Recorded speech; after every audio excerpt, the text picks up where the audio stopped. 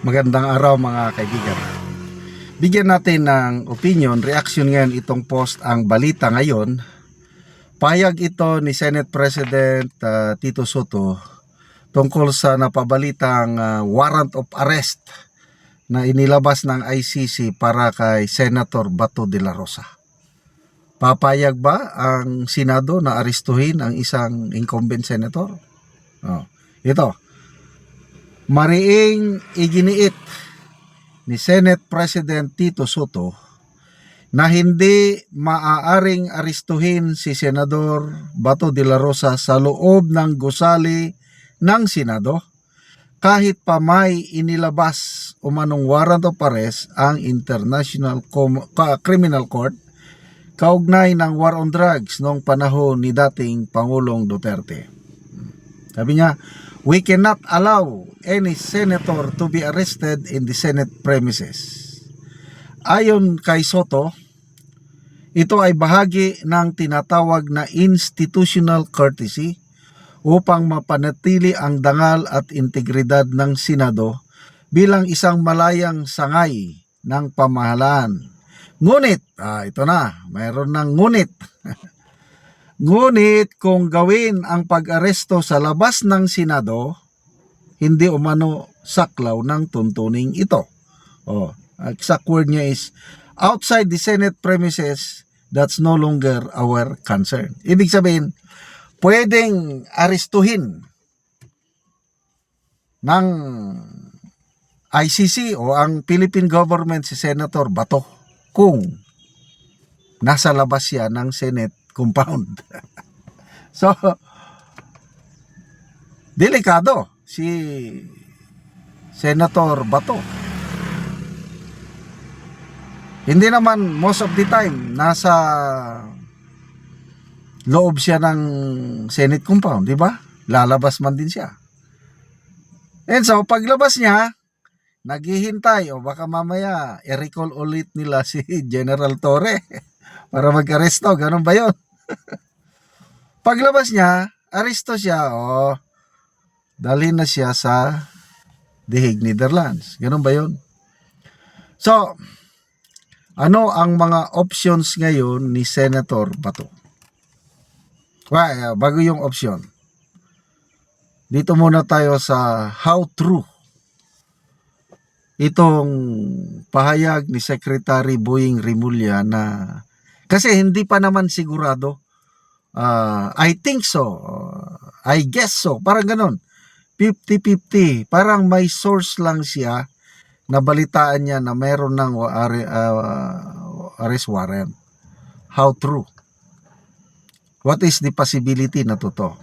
Kung ako ang iyong tatanungin, malaki ang posibilidad meron. Kasi early this year pa, bago lang na-aresto si Tatay Digong, si BP Sara na ang nagsabi na nakita niya doon sa ICC yung dokumento ba yun na nandun ang mga pangalan ng ano. So, most likely meron. Kung hindi, sabi nga ni Senator Trillanes, baka kung hindi daw lalabas ngayon ang arrest warrant ni Senator Bato, baka next year na. So ano ngayon? November naman. So, sa tingin ko opinion ko lang ito, darating ang panahon na may lalabas na arrest warrant laban sa mga kakampi ni PRRD. So, it's just a matter of time. Bahagi yan sa overall plano para pabagsakin ang mga Duterte, specifically BP Inday Sara for 2028. Yan, Bato, Senator Bongo, at sino pang kaalyado, tinatarget talaga yan. So ano ang options ni Senator Bato? To answer that question, ilagay ko na lang ang sarili ko, ako si Senator Bato. Isang option yan, mamundok. So anong mangyari kung mamundok siya, magtago-tago siya somewhere? So medyo alanganin din yan. Ah, para siyang si Pastor Apollo Kibuloy, diba, nung nagkaroon ng warrant of arrest, kung ilang buwan nga hindi nila mahanap-hanap si Pastor Kibuloy, nandun pa lang pala siya sa bundok, nagtago. So nung hindi na makayanan ni Pastor Kibuloy ang panggigipit sa KOJC, dahil mahal niya ang KOJC members, kaya voluntaryo na lang siyang sumurrender. Ganon nangyari. So, yung mamundok tingin ko hindi gagawin niya ni Senator Bato, yung mamundok. Another option, doon na lang siya sa loob ng hindi na lang siya lalabas sa Senate compound, doon na lang siya sa opisina. Nangyari yan nung, hindi ko na alam kung mga kongresista na isyuhan ng warrant of arrest, itong mga makakaliwa, hindi lumabas sa compound ng Batasan Pambansa. Magic 5 o Big 5, basta 5 yun. 5 kongresista, early 2000, panahon ata ni PGMA.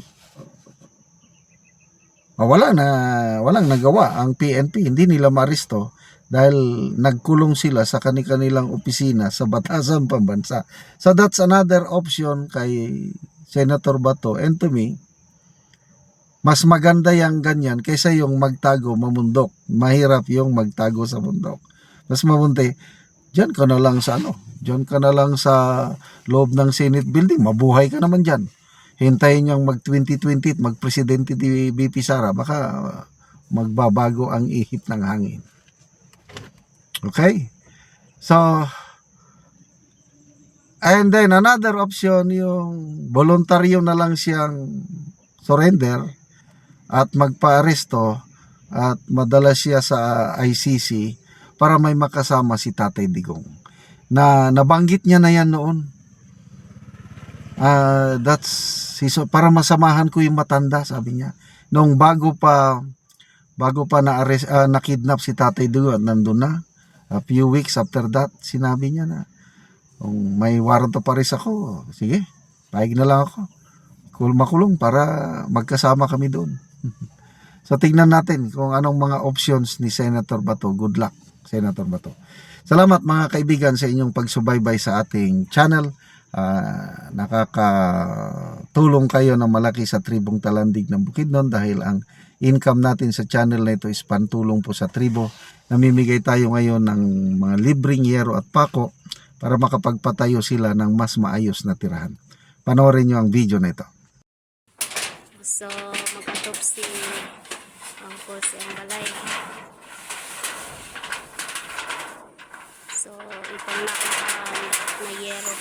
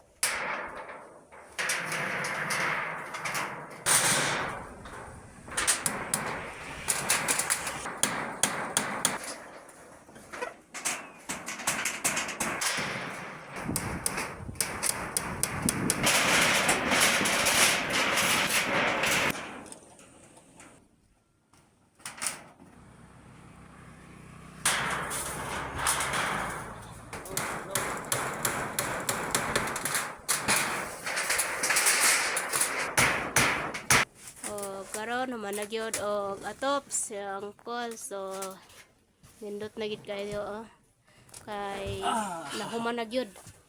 o atop ang iyang balay.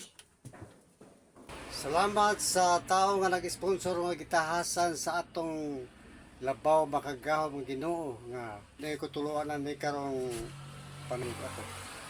So maayo na gid imong atop call, so dili na gid katuluan. Daghang pang mga katuigan nga imong mabutan para sa dangdum sa hinabang. Hinaot ko sir nga daghang pa may imong mahinabangan nga sambang kanako at sa Ginoo. O sige ko, salamat pod.